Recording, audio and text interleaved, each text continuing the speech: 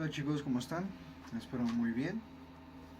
Y pues en esta ocasión les voy a dar una pequeña breve introducción sobre lo que es la Santa Inquisición, la Inquisición española, basado en libros, etcétera, etcétera. Y pues bueno, la Inquisición española o la Santa Inquisición tenía un lema que venía marcado en un libro que era el Martillo de las Brujas o el Maleus Maleficarem. Y bueno, la Inquisición fue un instrumento destinado a perseguir y castigar la herejía, es decir, todo lo que significara poner en tela de juicio la doctrina de Dios o la doctrina cristiana. Hasta principios del siglo XII, las autoridades eclesiásticas se habían conformado por penas canónicas, lo peor de las cuales era la excomunión, que era quitarte de la iglesia prácticamente. O sea, tú ya no tenías ninguna inferencia en la iglesia, no podías tener nada que ver con la iglesia. Pero bueno, en estos parámetros y todo esto que vemos, hay, hay ciertas cositas, ¿no? En 1184 los obispos fueron inventados a que vistieran sus diócesis para descubrir a los herejes. Eh, la Santa Inquisición se formó en 1184 en la zona de Languedoc, en el sur de Francia, para combatir la herejía de los cátaros o albanienses. En 1249 se implementó en el Reino de Aragón, siendo la primera la Inquisición española, de 1478 a 1834, bajo auspicio de la monarquía hispánica, cuyo ámbito de acción se extendió. Ay, perdón, me enchilé el ojo. Cuyo ámbito de acción se extendió por toda América. Por decir, la Inquisición portuguesa fue de 1536 a 1829. 21. Sus víctimas eran seres humanos e incluso animales acusados de brujería o prácticas de homosexualidad. En 1600 se emitió la orden de no incoar más procesos por sodomía, por blasfemia, por practicar bestialismo y por herejía. Cristianos que negaban los dogmas instituidos por la Iglesia Católica, pero que al final de cuentas eran cristianos. Y bueno, una contrarreforma radicales con los anabaptistas, con anabaptistas contra supuestos practicantes de la brujería. Todos estos eran a los herejes, a los adictos. El edicto de gracia se les concedía un mes para liberarse del castigo. Pasado este plazo, la justicia actuaba si al término de un agobiante interrogatorio el culpable que denunció se negaba a confesar. Se recurría a la tortura, a la violencia. Principalmente hacían torturas bien locas, ¿no? Uno de ellas era que subían a una persona y le ponían peso en los pies, lo jalaban, estaba a los pies, lo dejaban caer, cuando lo dejaban caer, lo jalaban otra vez y hacía pues, el golpe. Otros de ellas eran que con fierros calientes los introducían en el ano, etcétera, etcétera. En un maratón que voy a hacer ahorita de historias, contaré algunas de las prácticas tortuosas que hacía esta Inquisición. Prácticamente lo que quiero hacer aquí es una recopilación de leyendas de la Santa Inquisición y de leyendas que me llegaron por este tema del 2 de noviembre. ¿Vale? Bueno, y todas estas peñas iban siempre acompañadas de la destrucción de vivienda del condenado, se robaban todas las cosas y se quedaba la santa sede de esto. Una frase que alguna vez vi en un museo decía: levanta Cristo tu espada para defender tu causa. Y bueno, nadie podía escapar de los inquisidores. Al principio, algunas faltas tales como el adulterio, la usura e incluso la lectura de la Biblia por personas que no fueran clérigos podían considerarse como herejías, pero por decisión de Juan XXII se designó una nueva clase de víctimas. Todos los sospechosos de practicar magia, brujería, serían condenados.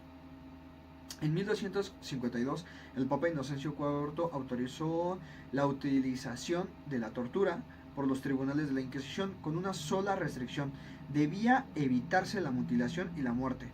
Los suplicios eran múltiples: el potro, el agua, la estrapada, carbones ardientes, pero una puesta a escena sobrecogedora contribuía a menudo para hacer confesar al acusado. Pues sí, después de tanta madriza, claro que ibas a acusar para que te dejaran en paz. Pero bueno, Según las reglas, podían ser juzgado toda persona de sexo masculino de más de 14 años de edad y de sexo femenino de más de 12 años. Pero llegó a ocurrir que niños de 7 o 9 años se vieran acusados de herejía. Por otro lado, el testimonio de un niño podía ser tomado en consideración al momento de que fuera capaz de recitar un Padre Nuestro, un Pater Noster. Hasta finales del siglo XV los judíos, musulmanes y católicos vivieron en España con relativa buena relación. Pero llegaba a los reyes católicos, terminó la era de la tolerancia, pues bajo control real los inquisidores se convirtieron en un instrumento unificador religioso y político del país. Como era de suponerse, la Santa Inquisición, al igual que muchos movimientos cristianos paganos, estuvo inmersa en leyendas, historias y mitos. El origen de la Santa Inquisición es en el comienzo de la Iglesia Católica. La pena habitual por la herejía era la excomunión, etcétera, etcétera. Cuando los emperadores romanos convierten el cristianismo en una religión tolerada en el siglo IV, los herejes empiezan a considerarse enemigos del Estado. En su momento, San Agustín aprobó con reservas las acciones del Estado contra los herejes. En respuesta al surgimiento de la herejía de forma organizada, se produce en el siglo XII, en el sur de Francia, un cambio de opinión dirigida contra la doctrina albigese, del cual no coincidían los puntos de vista de la Iglesia Católica con relación de la salvación y del matrimonio en otras instituciones de la sociedad. Como reacción, el Papa Inocencio III organizó la cruzada contra los albanenses, promulgada con una legislación punitiva contra ellos. Sin embargo, los esfuerzos iniciales destinados a someter a la herejía no estuvieron bien coordinados y fueron ineficaces, demasiado ineficaces. Y bueno, sus procedimientos de la Inquisición prácticamente era un estado legal, había una denuncia, iban por la persona, lo presentaban a la Santa Sede, confesaba, o sea, habían pruebas, se llevaba, pero prácticamente todo era algo político. Y lo vamos a ver a través de estas varias historias que voy a contar. Y bueno, la Inquisición española, la Inquisición real se implantó en la Corona de Castillas en 1478 por la bula del Papa Sixto IV. La bula era la orden. Hazlo, porque hay órdenes, ¿no? De franciscanos y todo esto. Exigin Sinara Devotion, con la finalidad de combatir prácticas judaizantes de los judeoconversos de Sevilla, unos cuyo condenado se llamaban Yusuf Franco, caso del que más tarde vieron irregularidades en el proceso. Demasiadas irregularidades siempre en esto. Y bueno, espero que el Santo Oficio, esta explicación que les di sobre el Santo Oficio, pues le sirva de algo para entender. Y pues quien quiera comentar algo más o alguien, está en la caja de comentarios. Y pues siempre como siempre, que lo compartan, le dan un like y pues dejen su comentario si tienen alguna leyenda o alguna historia de ustedes. Muchas gracias y bye. Hola chicos, ¿cómo están? Muy bien. Ahora vamos a hablar sobre el franciscano sin cabeza. El padre Francisco, de la orden religiosa de los San Franciscos de Asís, llevaba una vida ejemplar. Era un hombre demasiado bueno, demasiado querido por todas las personas de su congregación, ¿cómo decirlo?, del pueblo, etcétera, etcétera. Pero pues ahora sí que a pesar de ser muy amado y que muchas personas lo conocían, haber generado un respeto magnánimo en las personas y todo esto, había ganado mucha enemistad porque su palabra era políticamente aceptada. Entonces muchos políticos querían pues agarrarse de él, etcétera, etcétera. Entonces, pues ahora sí que como todo, ¿cómo decirlo? Se me fue la palabrita. Pues sí, se hizo de enemistades, ¿no? Para acusarlo, se metió con un empresario, con una persona que tenía aspiraciones políticas y quería, pues ahora sí que lo apoyara a este padre. Lo incriminó uno de estos hombres de tener un pacto con el diablo, de ser tan querido, ¿no? Y de ser era muy extraño, etcétera, etcétera. Bueno, aquella noche, mientras se encontraba cenando el padre, fue apresado y llevado ante las autoridades eclesiásticas. Ya que no tenían muchas pruebas en su contra, y más bien ninguna prueba en su contra, determinaron que el religioso debía ser determinado a tortura. Lo empezaron a torturar para que él mismo confesara. Eligieron la tortura de la garrucha, la polea, la cual consistía en colgar al acusado de manos con una cuerda que sujetaban al techo, lo que les decía, lo levantaban y lo levantaban de las muñecas, de esto de las muñecas, le ponían peso en los pies y lo jalaban. Entonces lo tenían así un rato, lo dejaban caer y ya cuando caía lo levantaban otra vez para que prácticamente se desprendiera. Lo hicieron casi 4 veces y pues el padre de una forma u otra tuvo que confesar. El padre confesó pues que primero que era inocente, lo torturaron porque al final habían intereses políticos ahí, pues necesitaban sacarle marmaja. Entonces, pues como no se conformaban con todo esto, le empezaron a hacer otro tipo de torturas, como quemarlo, mientras seguían con eso. Entonces, pues este fiel devoto ya no podía más con la tortura y dijo, ¿saben qué onda? Sí, yo lo hice, ya, déjenme en paz, por favor. Bueno, luego de la forzada confesión, el Tribunal del Santo Oficio celebró el juicio como pues, todos los demás casos que hacían, ¿no?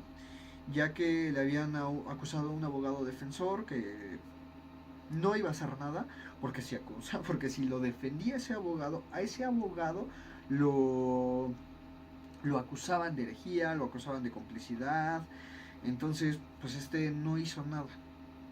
Así el tribunal declaró oficialmente culpable al padre franciscano. El padre fue vestido como lo demandaba la Inquisición, con un capirote que era un gorro puntiagudo, un San Benito, que era un capote amarillo de lana que llevaba estampada una cruz de San Andrés rodeado de llamas para que fuera paseado por la ciudad. Y lo apedraran, lapidaran, le pegaran, lo escupieran, etcétera, etcétera. Pero este religioso era tan querido y era tan bueno, ayudó a tantas personas, daba clases, se desprendía de cosas de él, etcétera, etcétera, que pues nadie quiso ir ¿cómo decirlo?, a su lapidación. Entonces a nadie querer ir y todo eso, pues no presenciaron esa humillación pública que siempre hacían. Finalmente el padre fue ahorcado en un frondoso árbol y después el verdugo le cortó la cabeza con un hacha. Quienes presenciaron este acto aseguraban que cuando el padre murió se formó por un instante en el árbol la forma de una puerta. Y de una puerta de una catedral, de una iglesia, así como son tan únicas estas.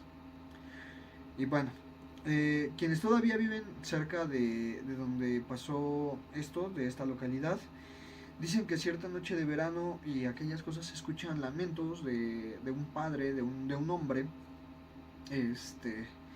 se escuchan gritos y se llega a mirar en la madrugada el portón de esa iglesia. Hay algunas personas que dicen que al lado de ese portón de la iglesia hay un padre sosteniendo su cabeza. Y pues bueno, esta fue la leyenda de El Franciscano Sin Cabeza. Si te gusta me puedes regalar un like, compartir y pues suscribirte. Con eso me ayudarías mucho para seguir trayendo más historias. Muchas gracias y bye.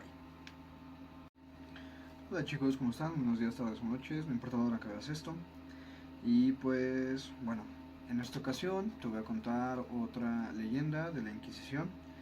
Y pues bueno, esta es la leyenda de Rebeca. Rebeca era una mujer pues completamente hermosa, talentosa, llena de vida. Era la envidia de muchas mujeres.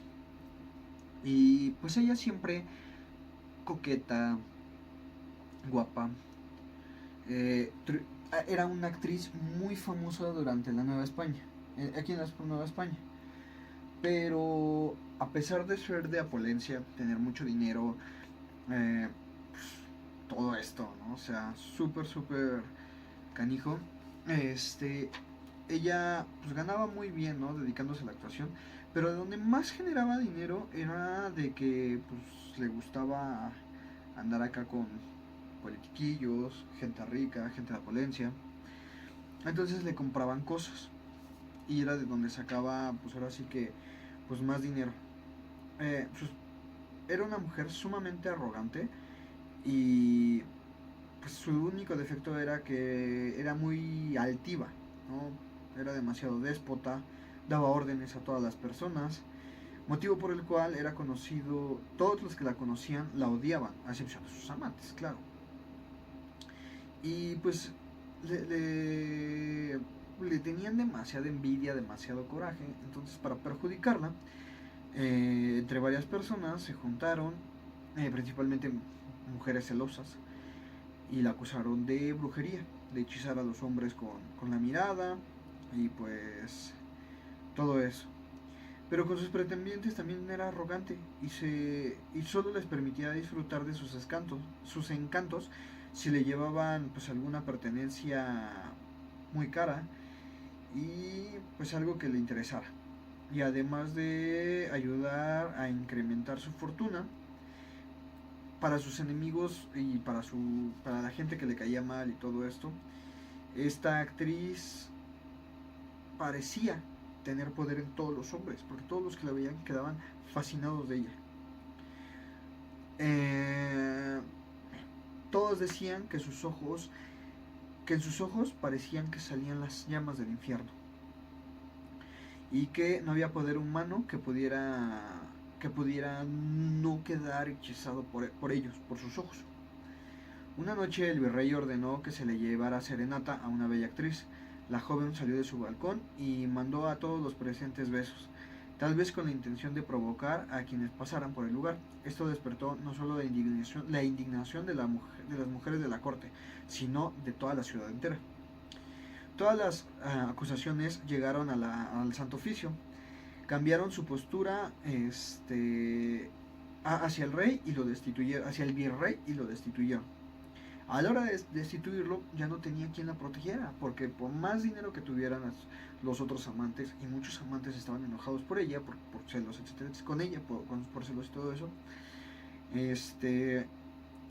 y bueno, las supersticiones a través del tiempo fueron creciendo contra ella. Muchos decían como es demasiado extraño que esta mujer pues sea tan guapa y mueva tanto. Entonces, pues, los verdugos, todos decían que con sus ojos cautivaba, con sus ojos te embrujaba, que era su pacto con el diablo, le vendaron los ojos los verdugos con el fin de evitar que pudiera hechizarlos. Aún así, el castigo fue todavía más cruel, ya que los inquisidores la desnudaron y la encadenaron. Después de unos días, la injusticia se hizo presente. Cuentan que con una sierra le cortaron los pechos, como era de esperar, la mujer gritaba, pero no había nadie que pudiera interceder por ella. Luego le metieron hierros candentes por su sexo. El dolor era tan intenso que ella pedía piedad y clemencia, pero nadie la ayudaba. Incluso cuentan que sus mismos enemigos sintieron compasión por ella, pero no pudieron hacer nada. No conformes con el daño físico que le hicieron, los verdugos comenzaron a gritarle palabras ofensivas y le acariciaron varias veces la cara de forma grotesca. Ni las súplicas, ni los gritos, ni las lágrimas lograron complacer a los verdugos. La bella actriz murió de la tortura, su cuerpo se sangró y sus bienes fueron a parar a manos de los inquisidores, siendo esta una de las primeras muestras de lo cruel que era la Santa Inquisición española, o en la Nueva España. Se dice que esta mujer muchas veces se le volvió a ver después de torturada y muerta en los grandes teatros en donde se presentaba. Se le llegaba a ver en la noche por las calles por donde pasaba ahí en la Nueva España. Y pues este es el relato de Rebeca. Ellos lo hicieron a través del Martillo de las Brujas, el libro que les decía en la introducción, etcétera, etcétera. Y pues qué lamentable estos sucesos. Si te gusta este desmadre, me gustaría mucho que compartieras, le dieras like y te suscribieras. Si te suscribes me ayudarías más. Muchas gracias y bye. Hola chicos, muy buenos días, tardes o noches, no importa la hora en la que escuches esto. Y pues bueno, en esta ocasión vamos a hablar de la bruja adorada. Bueno, esta era una brujita que igual se encuentra en el libro de Maleus Maleficare, en el Martillo de las Brujas. En un pequeño pueblo en el sur de Europa vivía una bella mujer, en verdad encantadora. Poseía una sonrisa digna de ser alabada, admirada y amada. Cuentan que su amabilidad y compasión para con las personas y los niños la hacían la mujer más querida del pueblo. De verdad era adorada. Si una mujer estaba enferma, ella le llevaba pues, tés o esta hierbita para que te mejores, etcétera, etcétera. Entonces era muy querida porque ellos pensaban pues, que era una mujer excepcional. Les regalaba dulces a los niños, hacía pasteles y se los regalaba. Pero todos los niños mayores de 5 años la amaban, pero menores, recién nacidos principalmente, seres indefensos que no se podían defender, gritar o así por sí mismos, pues le tenían muchísimo miedo. Cada que la mujer se acercaba a un recién nacido, este comenzaba a llorar y no había más remedio que llevárselo. Nadie se podía explicar la razón por la cual los bebés lloraban, mientras que los mayores de 5 años en verdad la amaban. Pero pronto la verdad sería descubierta. Cuentan que la mujer hizo un pacto con el diablo y que con la ayuda de actos mágicos lograba transformarse en una enorme bola de fuego todas las noches. Todas las noches salía de su casa ubicada a las afueras del pueblo para poder alimentarse de la sangre de los recién nacidos. Y luego hacía ungüentos con sus despojos. Se los robaba y hacía ungüentitos para curar cosas con los huesos y todo esto de estos bebecitos. Pero, bueno, los actos de magia de esta mujer iban más allá. Todavía es solo con salpicar agua de su pileta al piso hacía que lloviera.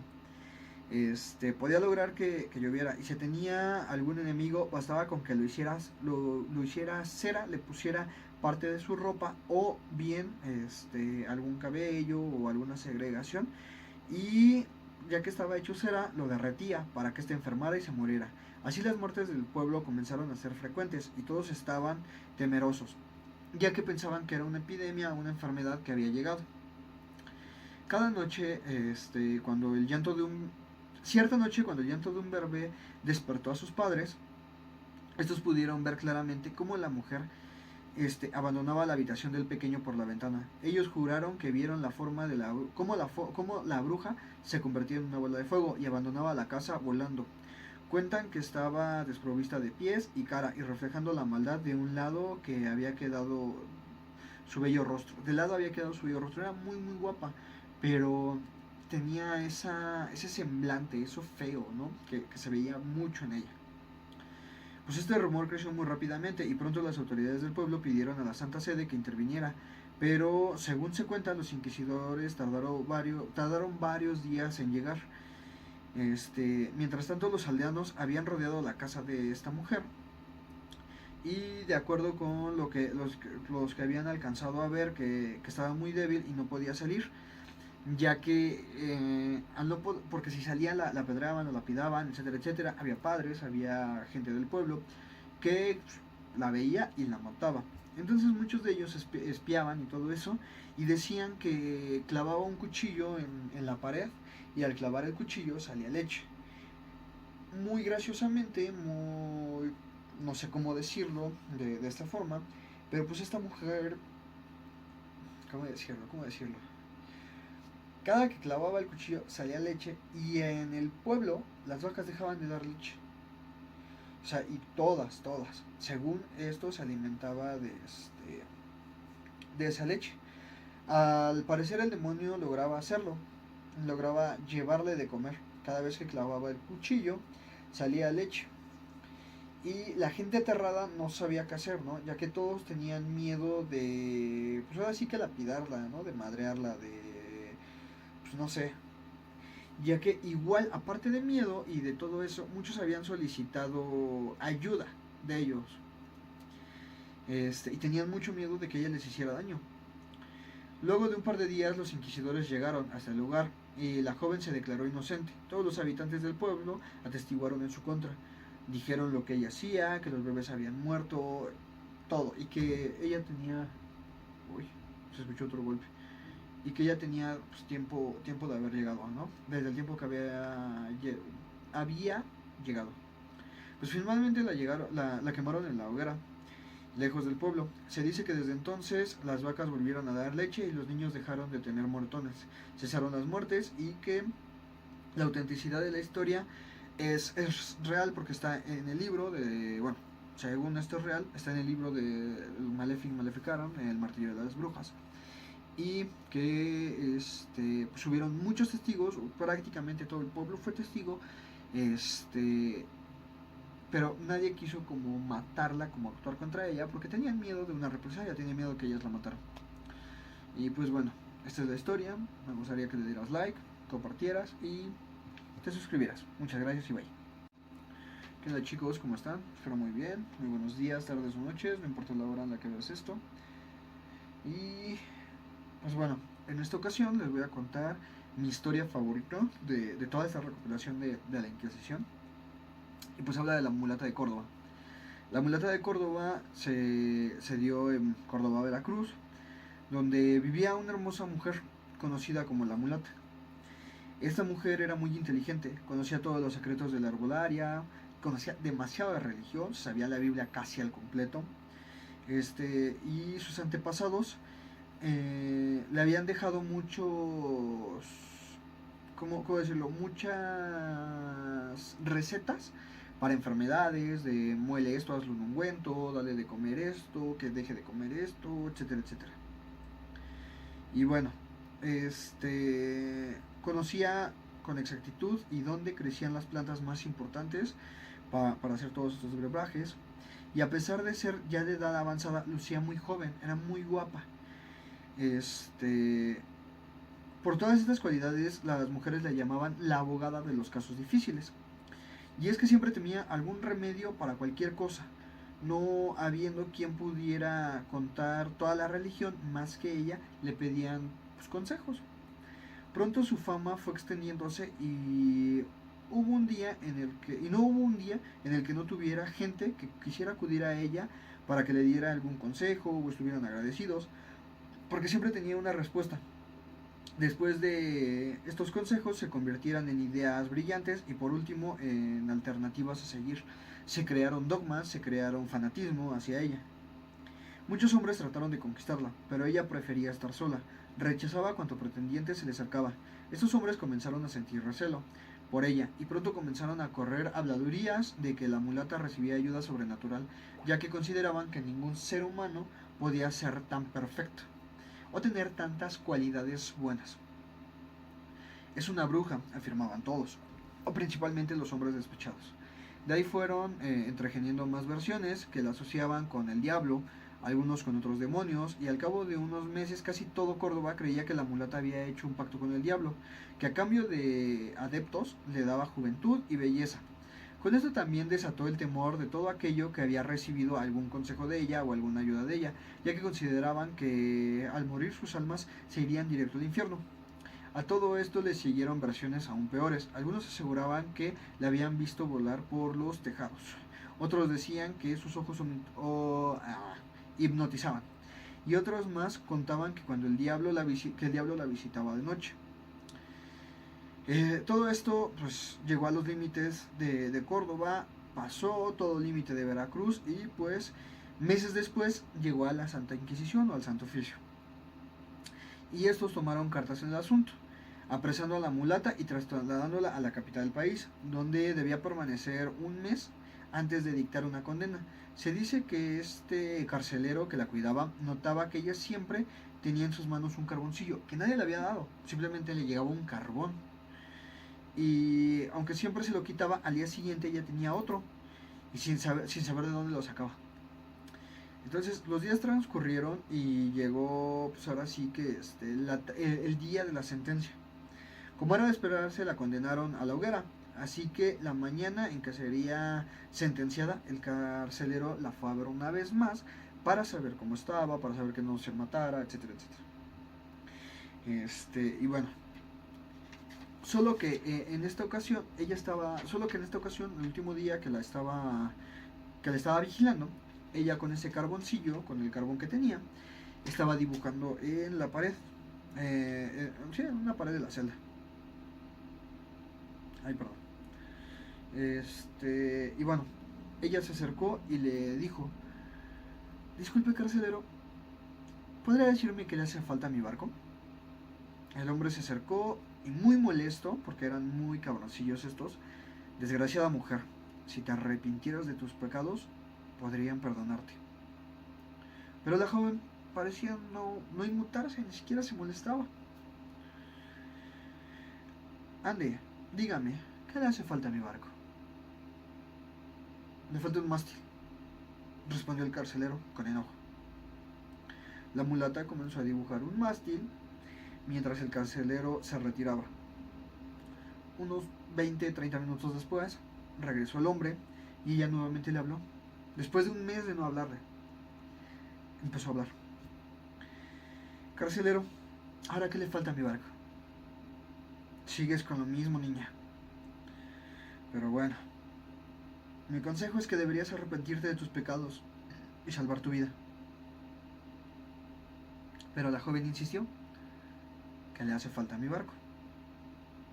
Una vez más, la mulata comenzó a pintarle. Perdón. ¿Qué le hace falta a mi barco? El hombre respondió, el carcelero: las velas. Le hacen falta las velas. Una vez más, la mulata comenzó a pintar las velitas. Y pues seguía y seguía pintando y dibujando.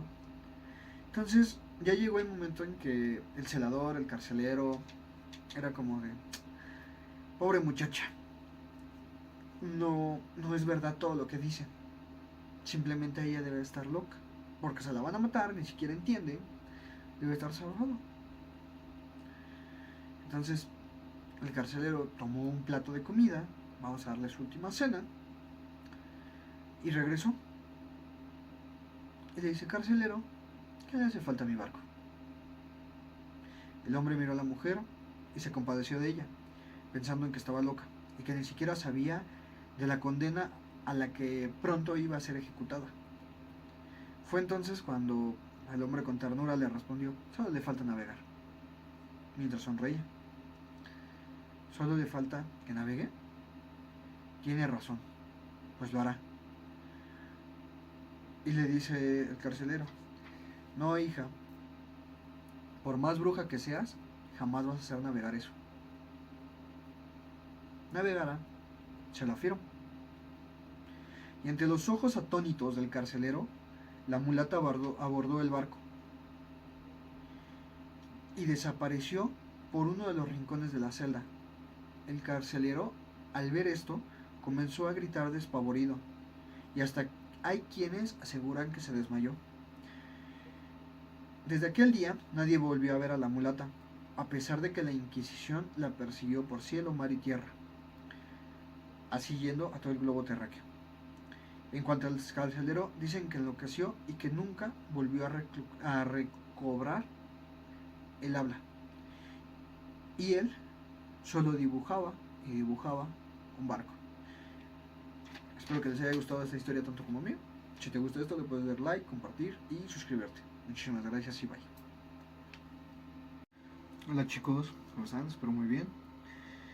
Y bueno, en esta ocasión les voy a contar una historia llamada El conjuro de una tormenta. Y bueno, muchas veces es difícil creer lo que los aldeanos decían, o lo que una persona así te decía. Era difícil creer todo lo que estaba pasando, era difícil que te aseguraran que te podían hacer daño. Pero pues ahora sí que cuando un rey le relatan, pues es un poquito más verídica.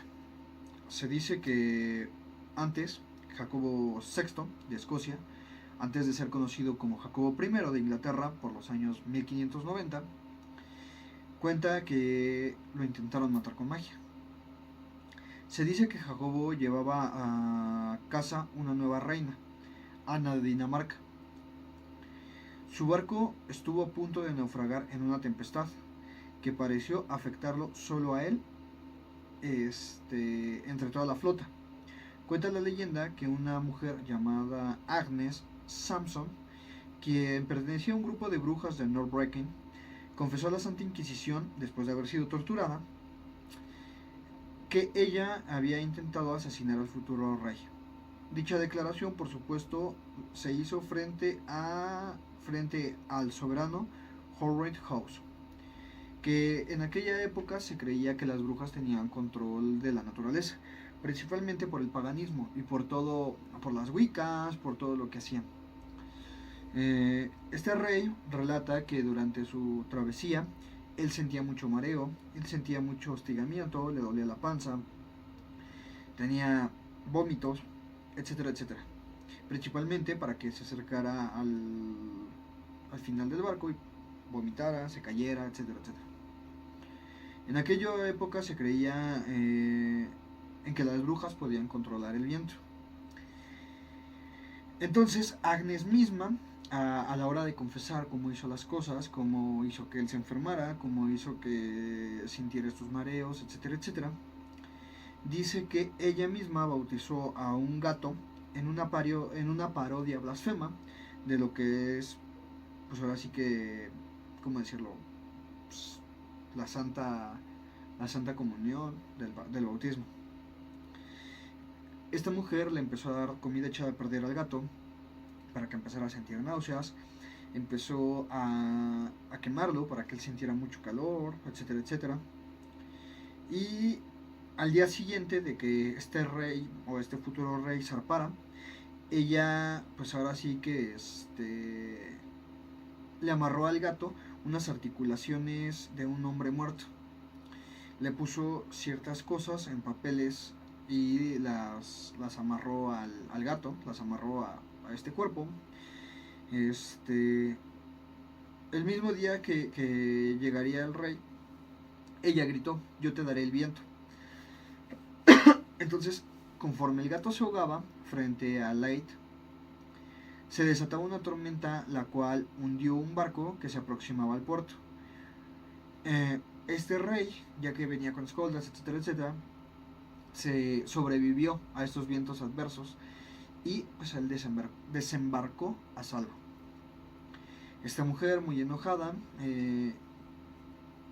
y bueno, después de haber confesado sus crímenes, de haber confesado y de que muchas personas la señalaran como que ella era la que decía que le iba a hacer estas cosas, etcétera, etcétera, empieza a confesar, empieza a decir: ¿sabes qué onda? Pues sí, ¿no? Yo me lo iba a chingar, yo lo iba a matar de esta forma, yo le di de comer al gato mal, etcétera, etcétera.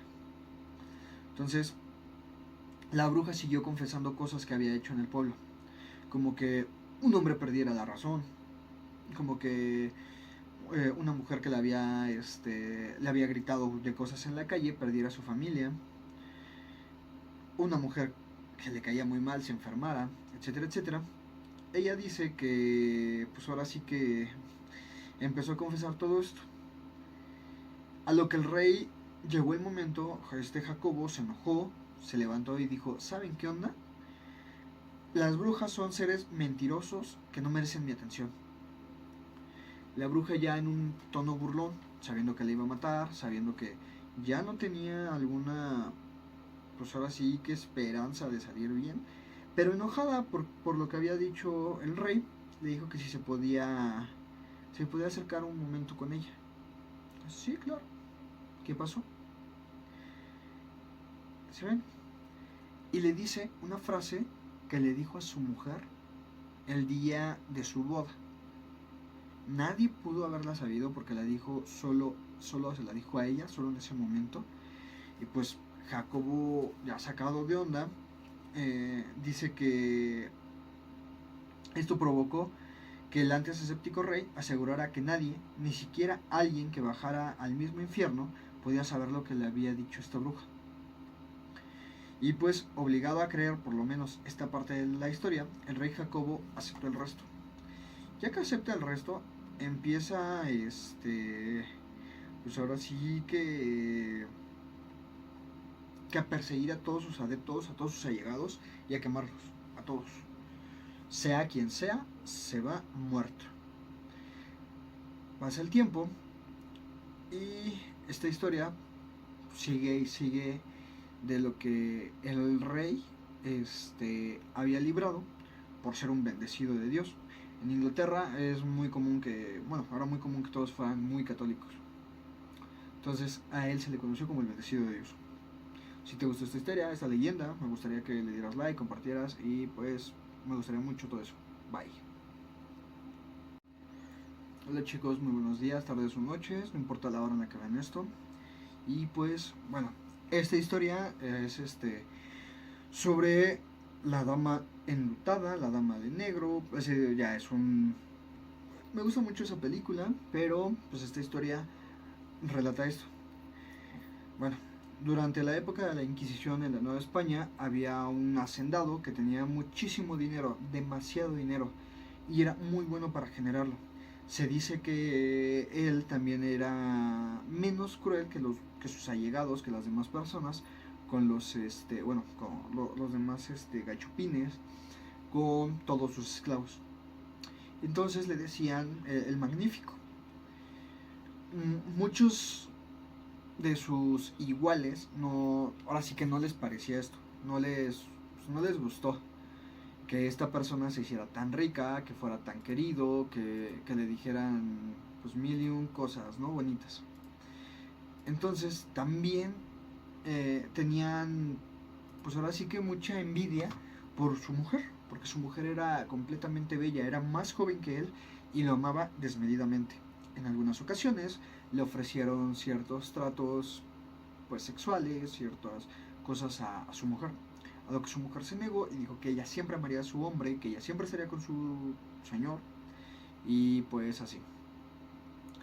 Entonces muchos de ellos, por coraje, por todas estas cosas que llevan a la humanidad a hacer estas cosas malas, se enojan y lo acusan con el Santo Oficio. A lo cual empiezan a sembrar cositas, entre ellos unos palos en forma de personitas que se decía que le hacían las Wiccas. Brujas paganas, unas brujas muy allegadas a la naturaleza.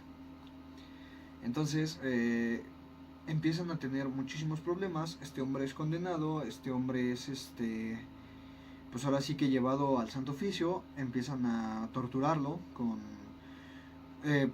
muchas cosas muy feas, porque el hombre sí aguantó, desde el que mutilarlo, desollarlo, quitarle parte de la piel, lo empezaron a golpear desmedidamente, lo colgaban en el frío, etcétera, etcétera, para que él confesara.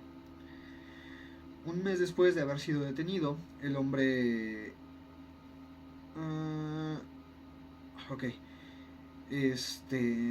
el hombre fue enjuiciado y fue quemado como presunta herejía, como presunto brujo.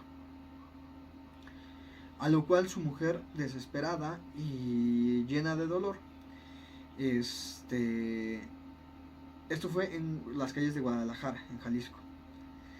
Esta mujer volvió a su casa, volvió a la hacienda que ellos tenían, y una mujer de origen africano, una de las esclavitas que tenían,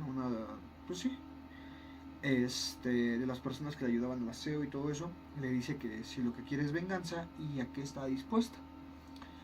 Esta mujer le dice que sí, que lo que ella quiere es venganza, y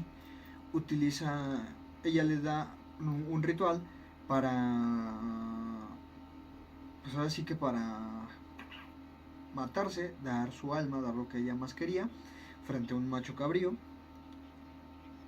y pues unas oraciones en las cuales iba a dar su alma a cambio de que pagaran todos los que le habían hecho daño a ella y a su marido, porque pues eran un equipo. Bueno, pasa el tiempo, tienen pues ahora sí que todo este despapalle, y ella se suicida clavándose 7 dagas. Al clavarse 7 dagas, la mujer muere, y bueno, le corta la cabeza al macho cabrío. Se dice que se acercó, le dijo ciertas cosas en el oído al macho cabrío para vender su alma, y cuando ella muere, todo el lugar se llena de un olor a azufre, todo el lugar se llena de una putrefacción muy rápida, porque ella se pudrió en menos de un día. Cuenta la leyenda que casi al caer la medianoche, algunas personas fueron testigos de cómo un espectro femenino vestido de negro, que fue como ella murió, salía de al lado de una catedral y tomaba rumbo hacia el norte de la ciudad. Era la mujer vestida de negro. Muchos alertaron a la Inquisición, alertaron a los inquisidores de que esta mujer estaba por ahí, etcétera, etcétera, y fueron tras de ella. A la hora de atravesar la calle y ver que la mujer desaparecía, los inquisidores fueron en una flotilla de 6 a apresarla, porque igual pensaban que era cómplice y la querían matar. Entonces se dice que estos inquisidores los encontraron muertos, algunos deshechos, literalmente estaban pues, un brazo de un lado, una pierna del otro y la cabeza del otro lado. Y pues que esa misma noche todos aquellos que persiguieron y tuvieron algo que ver con la muerte de su marido murieron en tenebrosas circunstancias, un tenebroso grito. Y pues esta fue la venganza de esta mujer. Si te gusta esta historia, esta leyenda y más, me gustaría que le dieras like, compartieras y me ayudarías mucho. Muchas gracias y bye. Hola chicos, buenos días, tardes o noche, no importa en la hora en la que escuches esto. Y pues bueno, en esta ocasión les vengo a contar la historia de la Virgen Sagrada o la imagen de la Virgen Sagrada. Se dice que una mujer de nombre Fernanda, durante la época de la Nueva España, llegó a juntarse con un hombre, del cual ella salió embarazada y nació su hijo. Después de algún tiempo, ellos vivían en este pecado, ellos vivían en una unión libre, lo que sería ahorita, pero pues en pecado, según la Iglesia Católica.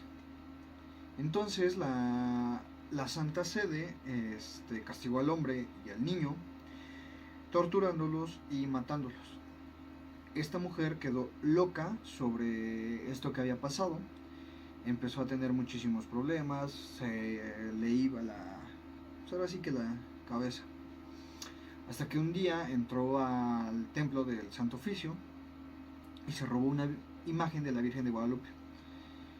Cuando se roba esta imagen, los inquisidores pues ahora sí que no se dieron cuenta.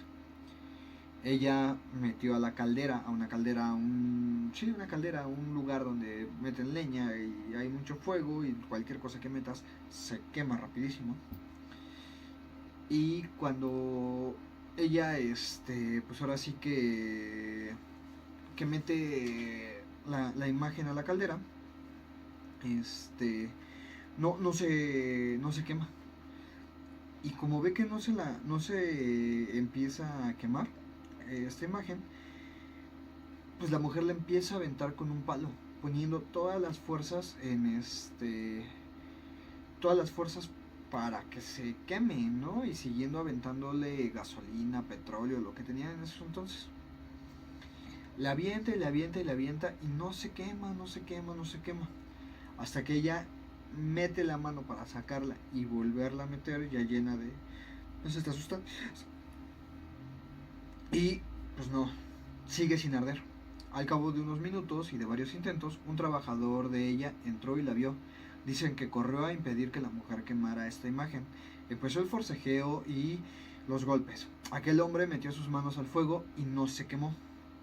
A la hora de estar forcejeando, el hombre la aventó por un descuido y la mujer se pegó y se empezó a quemar al ser tocada por la caldera. La mujer empezó a correr por toda la cabaña gritando que se quemaba y por todo este alboroto llegaron varias personas, quienes utilizando la fuerza lograron sacar a este trabajador y a esta imagen. Ahora sí que la mujer murió quemada en su misma casa, y pues la Santa Inquisición decidió poner en una caja de madera que se cerraba con llave. ya que se dice que aquella caja era muy fácil de abrir, pero que si algún judío intentaba hacerlo, la llave simplemente daba vueltas y no se la podían llevar. La imagen de la Virgen fue venerada y hasta el día de hoy se dice que sigue cumpliendo muchos milagros. Pues esta historia fue muy corta y me gustaría juntarla con una casa de brujas que, bueno, corría el siglo XVI en Italia, cuando un pueblo en el noroeste del país se libraban batallas fanáticas contra las brujas. Los campesinos de Friuli, escuché que me gritaron Chris, perdón. Los campesinos de Friuli, conocidos como venadites, tenían la tarea de combatir a estas brujas que dañaban las cosechas, hacían estériles las tierras, causaban muertes de niños y se dice que se los robaban y los mataban. Bueno, así cuenta la leyenda que, bueno, los venaditis eran elegidos desde el momento de su nacimiento, siendo llamadas todas aquellas personas que habían nacido con aminos, que era una membrana que rodeaba la cabeza del feto. Esto se consideraba que era un puente usado por el alma para cruzar el mundo ordinario denominado por los espíritus. En aquella época se creía en la edad adulta, un ángel dorado los llamaría en sueño a la batalla. Así cuenta la leyenda que en temporadas de días dedicados dedicados al ayuno y a la oración, que ellos no comían, ellos no desayunaban y se la pasaban orando. Y que estas batallas espirituales, es decir, los venadites, se acostaban y entraban como en un trance en el cual su estado cataléptico era donde su espíritu salía de su cuerpo para combatir a las brujas, que también lo hacían espiritualmente. Pero si el espíritu del venaditi no regresaba al amanecer, el cuerpo vagaría por la tierra, ya que otros entes que estuvieran alrededor podrían tomarlo. Entonces, ellos tenían que regresar antes del amanecer y pues su alma dejaría de existir. De acuerdo con los antropólogos, viajes similares se practicaban en el pueblo Shona de Zimbabue, en partes de África y en América Central y Sur. Algunos investigadores creen que se relacionan con antiguas culturas, con algunos cultos de fertilidad, a lo cual la Santa Sede utilizaba a estas personas que nacían así desde que eran pequeños para combatir espiritualmente. Entonces, si te gustó este desmadre, me ayudaría que le dieras like, compartieras y pues así. Muchas gracias y bye. Suscríbete. Hola chicos, ¿cómo están? Muy buenos días, tardes o noches, no importa la hora que veas esto. Y pues en esta ocasión les traigo la historia de la niña y el agua. Bueno, se dice que esta pequeñita era... Bueno, esto principalmente sucedió en el norte de Francia, cuando reinaba Luis VI. Como era de suponerse, todos temían a la terrible Inquisición. Por eso cuidaban muchos aspectos de su vida y las palabras con las que se dirigían a los demás. Pero en este pueblo vivía una dulce niña que no conocía la maldad de la gente. Ella era huérfana de madre y padre. Fue huérfana de padre y su madre estaba muy enferma para poder trabajar. Entonces esta niña, no mayor de 10 años, era el sustento de sus dos hermanos pequeños. Ella hacía de todo para poder darles de comer. Durante el pueblo pasaban muchísimos campesinos hacia sus tierras, muchísimos, ¿cómo decirlos? Se me fue el nombre, pero eran los que traían sus carretas y llevaban arrastrando cosas, etcétera, etcétera. Entonces ella les vendía agua de un manantial, pero este manantial ella se iba prácticamente a donde nacía el agua, a donde salía. Entonces estaba muy fresca, muy linda, muy sabrosa esa agua. La niña llenaba cántaros y cántaros de agua para vendérselos a las personas que pasaban. Entonces esta agua, por estar naciendo del manantial, por estar naciendo de pues ahora sí que estos lugares, de este lugar, tenía que subir una montaña muy larga que casi nadie subía, tenía que bajar para hacer eso, Y había siempre la competencia, ¿no? Siempre unas personas que no les pareció, que todos preferían el agua de esa niña, preferían y hasta preguntaban, ¿no? Por ella, para pues prácticamente encontrársela y saciar su sed. Esta niña no conocía de males, trabajaba, regresaba a su casa, le daba de comer a sus hermanitos, hacía los deberes, etcétera, etcétera.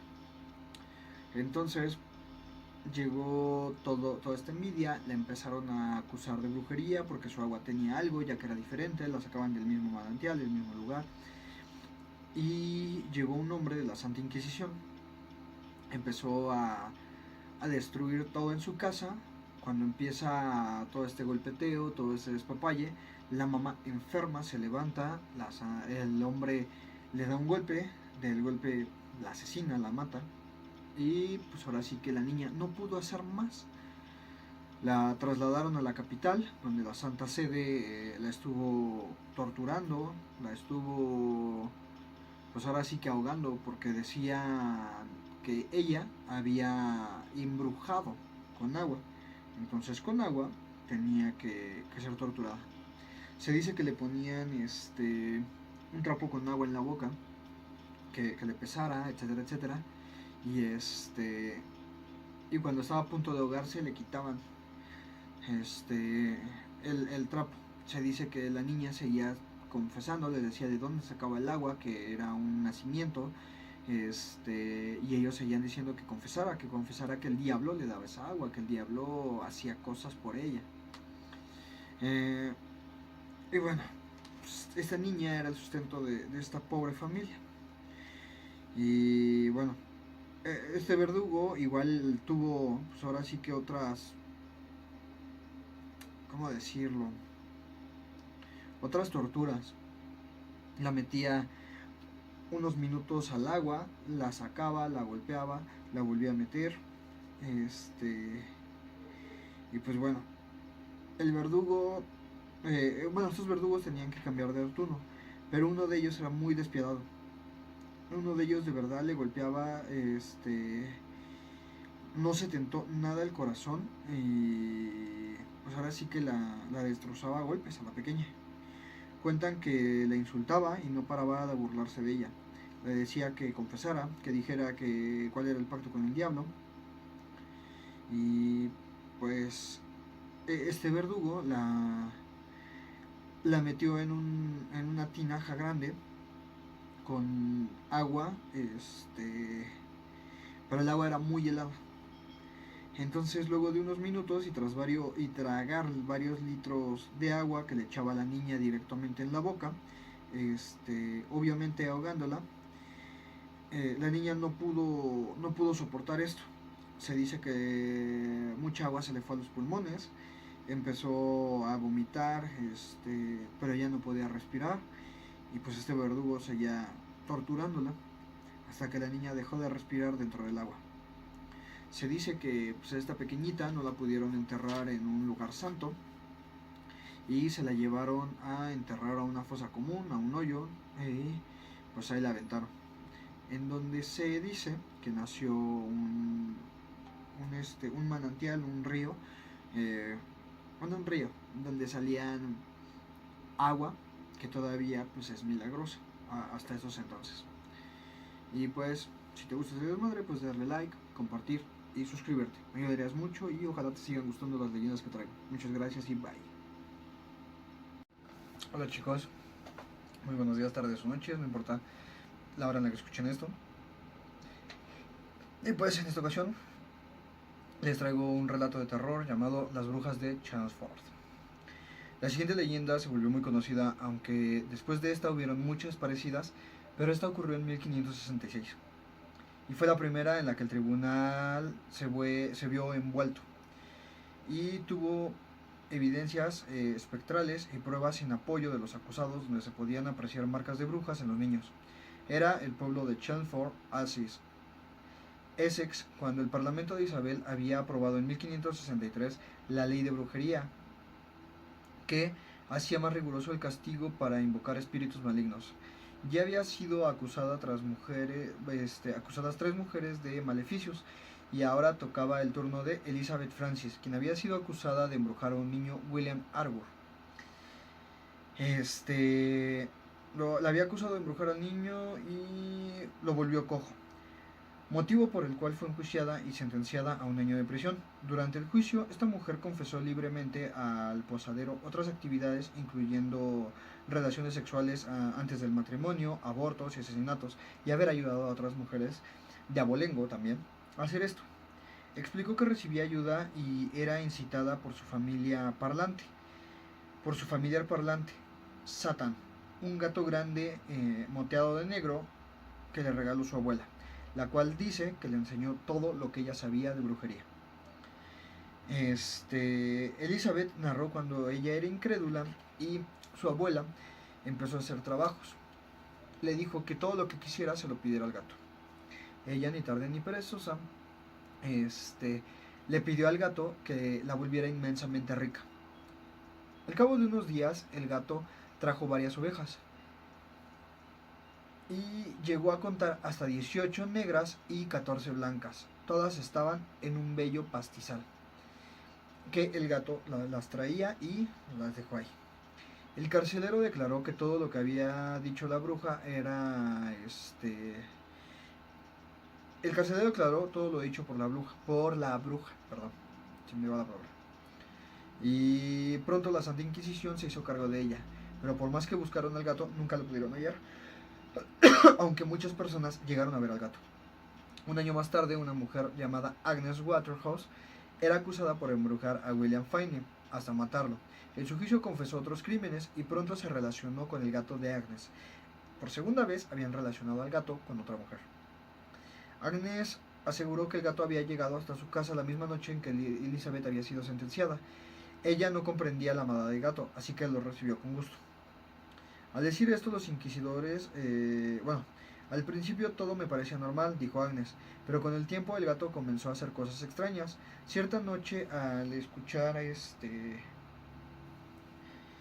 un tremendo ruido, salí para ver qué estaba pasando, y fue cuando vi al gato que tenía en la boca la pierna del niño. Al decir esto, los inquisidores la dejaron descansar de la tortura, de modo que terminó su relato. Cuando intenté correrlo de mi casa, continuó diciendo la mujer, el gato me ofreció a mí a servirme, a cambio solo de que le ayudara con alimento, y yo sentía un fuerte resentimiento por mi vecina. Le pedí al gato unas pruebas en contra de ella. Esa misma noche todas las vacas de la señora Goday murieron, y entonces fue cuando me convertí en su aliada. Ya el gato había hecho un segundo evento, no sé cómo llamarlo. Pero más tarde comprendí que el gato en realidad no era normal, sino un demonio con el suficiente poder como para matar a un pueblo entero. Yo le pedí al gato que hiciera que muriera la vaca de mi hermana, y accedió. Ese día la vaca amaneció muerta. Pero debía darle algo al gato, no solo practicar su magia, sino llevar hacia él a un niño para que éste se alimentara. Fue entonces cuando le llevé al hijo de los Scott. A cambio, él mató al ganso de mi vecina, que acababan de comprar. Y el hecho de perder la mantequilla de otros y toda la leche que por haber matado las vacas, los días pasaban y pasaban, y ya no podía llevar más niños hasta él. Pero me pidió que me dejara succionar la cara. Al decir esto, el carcelero le quitó el pañuelo con el que cubría el rostro de la mujer y se horrorizó al ver los orificios donde el supuesto gato succionó. El dolor era intenso, pero decidí embrujar al niño Feinek para poder llevarlo hacia el gato y que no me siguiera lacerando.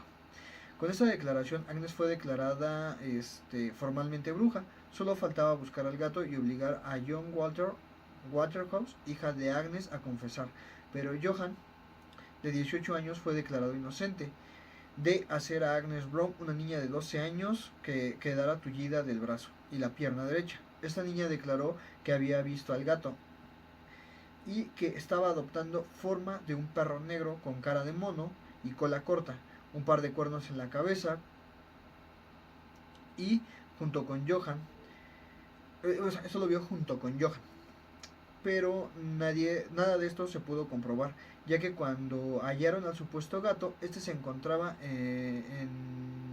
herido y muerto. Algunos dicen que el gato desapareció, mientras que otros aseguran que la Santa Inquisición lo quemó, pero que sí es cierto, pero lo que sí es cierto es que la bruja Agnes fue colgada, mientras que su hija Johann fue puesta en libertad. Y la otra bruja, ¿dónde está?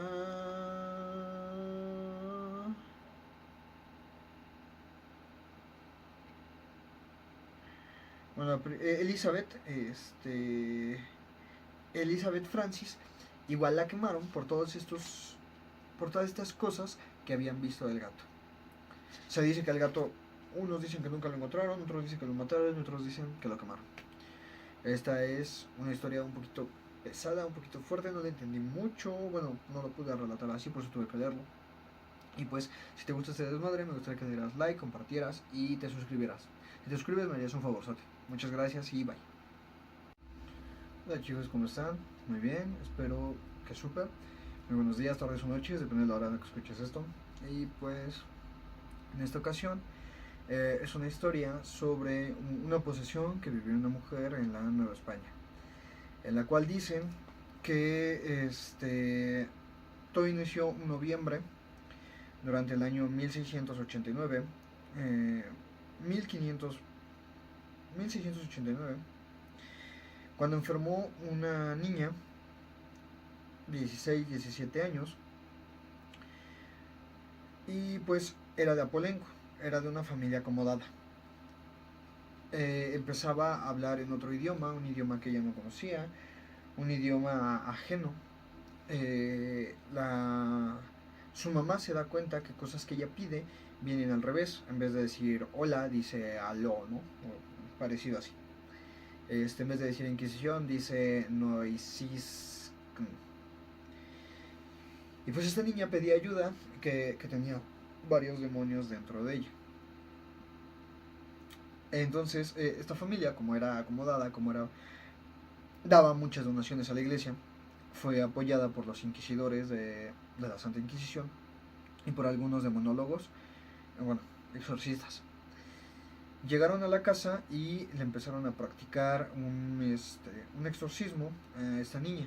Los primeros indicios fueron el ponerle la Santa Cruz y que empezara a adivinar qué traían en las bolsas los inquisidores. Ella empezó a decir que traía un crucifijo, que traía un reloj de bolsillo, etcétera, etcétera. La niña empezó a enfermar poco a poco más mediante pasaba el tiempo. La Santa Inquisición llamó a otros inquisidores, de los cuales al ir empezaron a morir en circunstancias... Uy, se apagó esto. En circunstancias desconocidas. Bueno, aquí dice que una anciana que pasaba por el pueblo sentía, ella era una predicadora, una evangelizadora, pero ella podía ver un poquito más allá, tenía algunas premoniciones. Se acercó con los inquisidores y les dijo lo que iba a pasar. Algunos de estos inquisidores que ya habían muerto no podían ser enterrados en Tierra Santa, ya que se los había llevado el demonio. Al cabo del tiempo y al empezar a practicar el exorcismo, la niña empezó a sacar pues cosas que había hecho la familia, como haber matado a un niño que era hijo de uno de los esclavos, tener algunos pactos con la iglesia,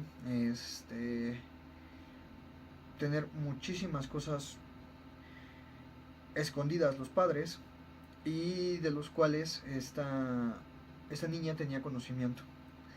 Al momento del exorcismo se le empezó a inflar el abdomen, empezó a tener una conducta muy agresiva y los inquisidores empezaron a someterla.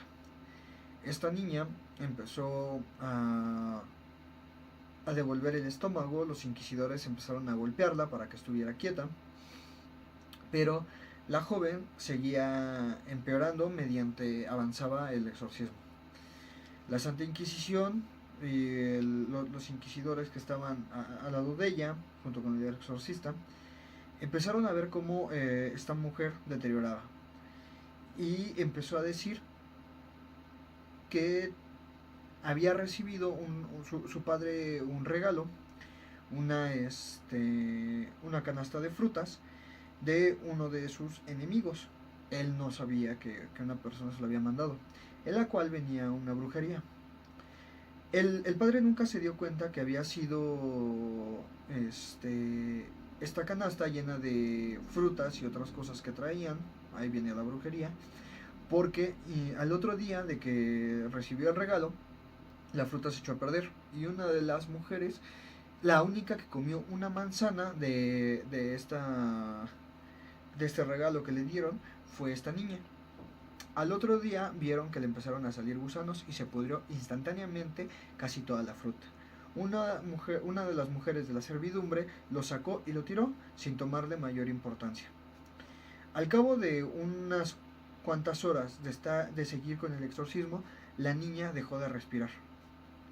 Así que esta niña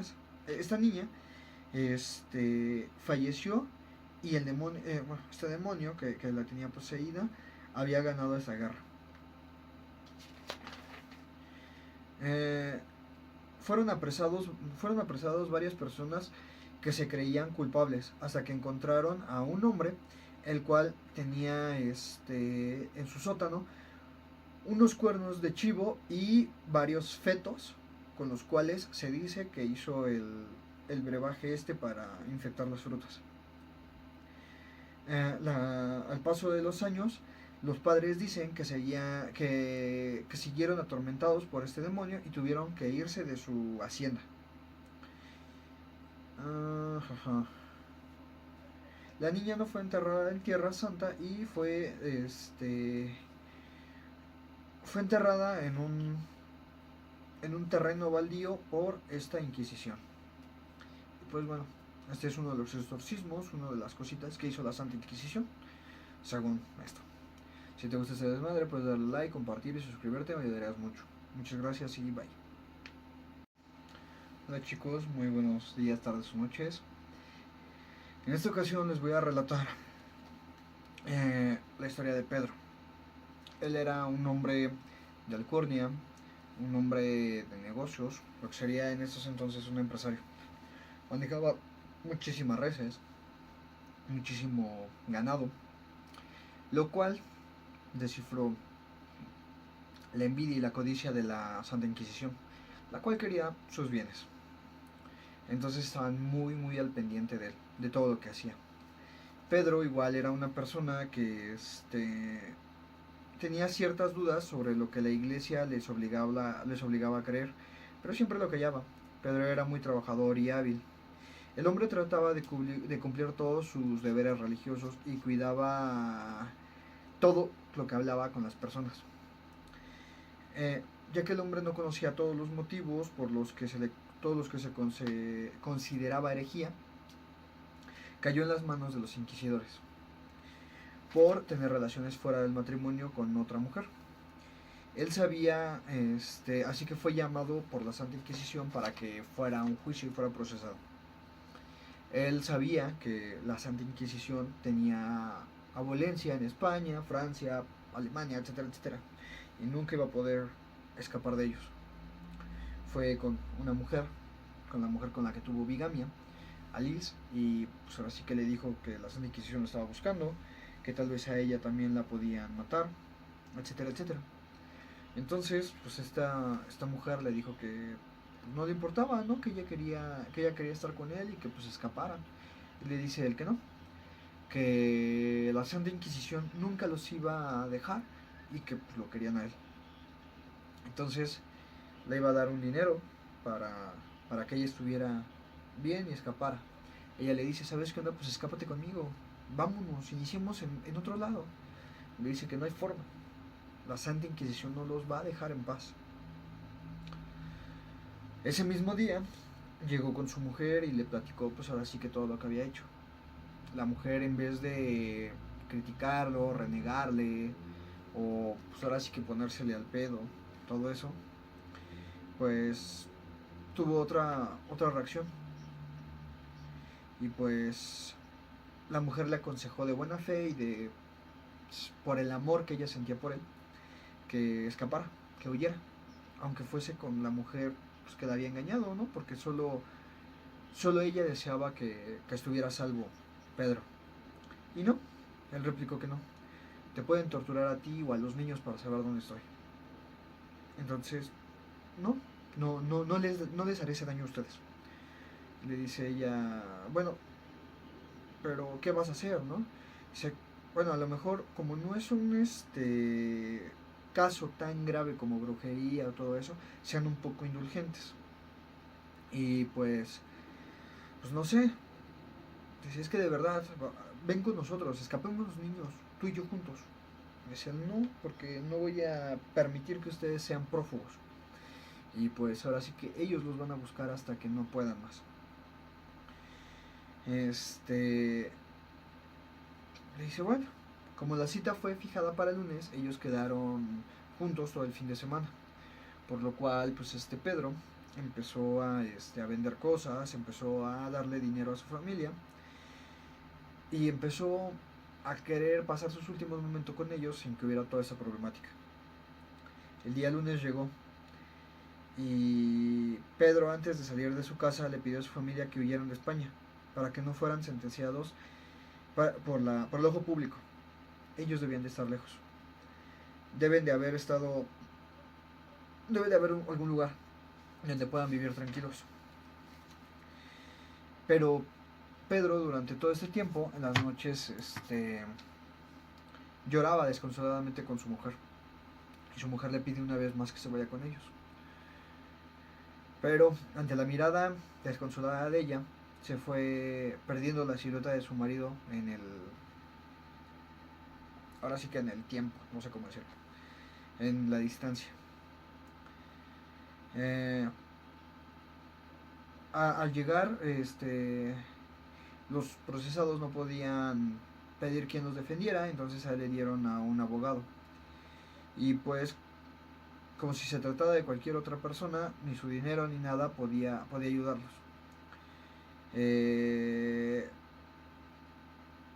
El defensor de Pedro le dijo grotescamente, antes eras llamado Pedro, y hoy estás procesado por herejía.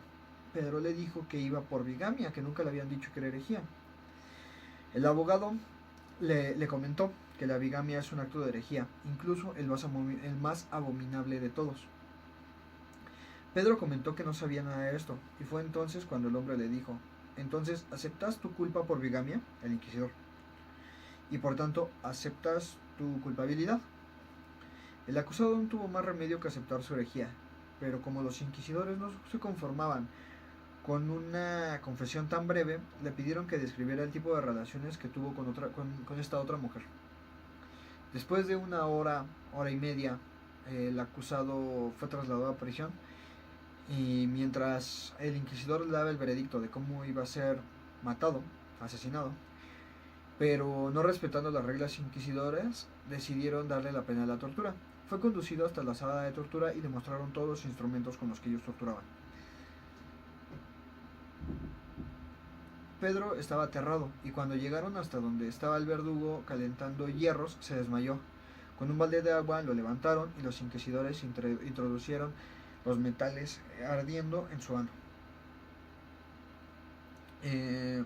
Pedro no tuvo más remedio que relatar cómo era infiel y cómo era bígamo, mientras lo torturaban. Al no poder soportar más, a la séptima vez que fue penetrado por el hierro ardiente, Pedro empezó a perder la cordura y el conocimiento, y falleció gracias a la tortura por la que fue sujeto. Al poco tiempo los inquisidores persiguieron a la mujer y al amante, pero nunca pudieron dar con ellos y a los hijos. Mientras que la familia de Pedro desapareció, también sin importarles los cuantiosos bienes que tenía dicho hombre. Se dice que Pedro, al no poder, por ser hereje, al no poder ser enterrado en tierra sagrada, en tierra santa, fue dejado en en un terreno baldío, del cual brotó un árbol, el cual tenía un olor muy feo y se decía que era un árbol podrido. Pues esta es otra historia de la Inquisición, que seguimos con este maratón de historias. Y pues si te gusta esto, me ayudarías mucho si dejas un like, me regalas un me gusta y pues así. Si te suscribes me ayudarías mucho más. Muchas gracias y bye. Hola chicos, ¿cómo están? Muy buenas tardes, días o noches, depende de qué hora vean esto. Pues esta es otra historia de mi gran amigo, el Mili. Le decíamos el militar porque traía su cortecillo de cabello y así. Y siempre, nunca se dejaba el cabello medio largo. Hasta muchos años después. Cuando salimos de la prepa y yo me voy a la universidad, él empieza a tener muchos problemas, ya que sus papás se divorciaron, pelean la casa, etcétera, etcétera. Entonces este muchacho tiene que empezar a trabajar en una maderería por todos los problemas, ¿no? Porque su papá ya no quería darle pensión alimenticia, etcétera, etcétera. Entonces dice que el mero chingón de ahí era un viejito como de 50 años, pero conquistador de a madres. Él dice que cuando tenía oportunidad metía a su despacho a muchachas y entonces este viejito pues se metió con la muchacha de un federalote. Entonces el policía, bueno, el policía no sabía nada en este momento, pero pues este Mili ya llevaba un año y medio trabajando con este señor, ya lo conocía bien. Y dice que cuando están las máquinas a todo dar, no escuchas. Y se escuchaba el brrr, brrr, ¿no? Total. Que le cae a esta mujer, otra de sus conquistas, y ya pues la ve con la esposa del federalote. Rompe una botella. Cuando rompe una botella le corta la cara a la mujer del federal. Hace un desmadre. Pues esta no sé qué fue a decir. Bueno, nadie sabe qué fue a decir. Pero pues ahora sí que el marido veía acá a su esposa con la cara rajada y pues qué bolas, ¿no? Pues qué pasó. Entonces dicen que que un día llegó así, de la nada, un cabrón de negro, se metió, pa, pa, pa, mató al viejito, bueno, al señor se sale, pues, ¿quién se va a poner al pedo? Pues nadie. Y se va. De ahí hubo una investigación muy cabrona, se hizo un desmadre, se cerró unos meses la maderería, sus hijos fueron ya, ¿sabes qué onda? Yo me voy a hacer cargo ahora.